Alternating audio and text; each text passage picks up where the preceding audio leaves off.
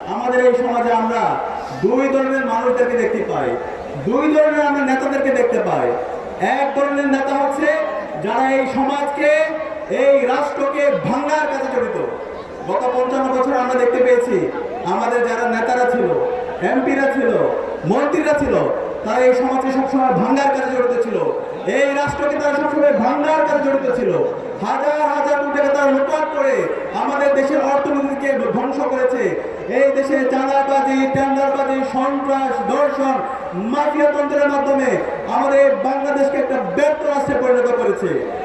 আবার একই সাথে আমরা দেখতে পাই আমাদের এই সমাজে গড়ার লোকও আছে। এই গড়ার লোক খুবই অল্প। এই গড়ার লোক হচ্ছে ডক্টর শফিকুল ইসলাম মাসুদ। এই গড়ার লোক হচ্ছে ডক্টর শফিকুর রহমান।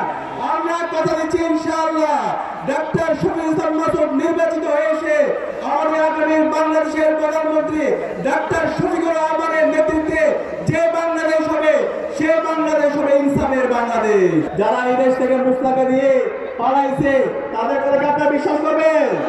আমরা তাদের কথা বিশ্বাস করব না। অবৈধভাবে একটা দলকে সুবিধা দেওয়ার চেষ্টা করছেন যে আইন শৃঙ্খলা বাহিনী এবং যে সমস্ত কর্মকর্তারা এই কাজগুলো করছেন, আমরা সবকিছু ডকুমেন্টেশন করছি।